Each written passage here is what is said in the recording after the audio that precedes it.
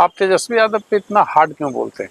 हमने आज तक तेजस्वी के 9वीं फेल होने वाली बात छोड़कर अगर कोई स्टेटमेंट दिया हो तो आप बता दीजिए। आप तो बोलते हैं कि कुछ आता ही नहीं, ना बिल्कुल, आंकड़ा का बिल्कुल। ज्ञान है, ना तो हाँ, उनके क्योंकि सरस्वती से इन लोगों का कोई लेना देना नहीं। मैं हर भाषणों में ये कहता हूँ कि फॉर्मल शिक्षा का आपके विद्वता से कोई सीधा सरोकार नहीं है।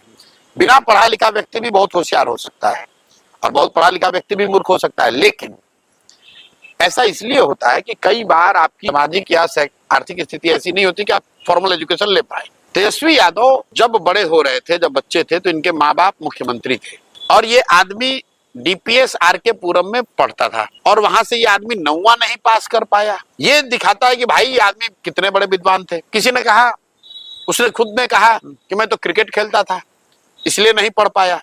तो चलिए उन्हीं की बात मान लीजिए। हालांकि लालू जी ने खुद खंडन उसका किया है, लोकसभा में कहा कि मेरा लड़का क्रिकेट नहीं खेलता तो तौली लेके दौड़ रहा है, पानी लेके दौड़ रहा है। ये लालू जी के शब्द हैं।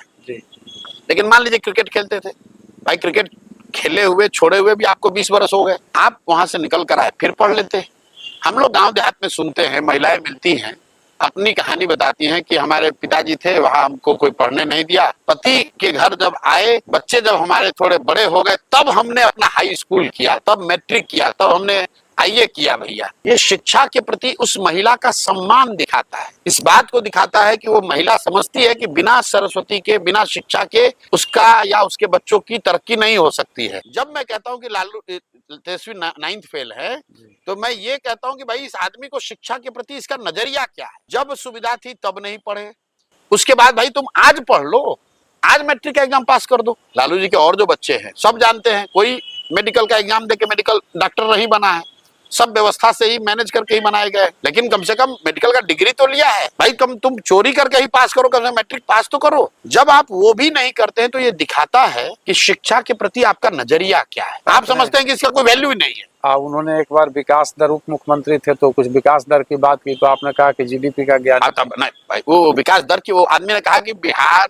का जीडीपी तो सबसे देश में ज्यादा है, तो मैंने ये कहा कि भाई गलती उनकी नहीं है, अफसरों ने तो लिखा होगा कि बिहार का जीडीपी के बढ़ने का दर ज्यादा है, तो जीडीपी तो सबसे कम है देश में बिहार का।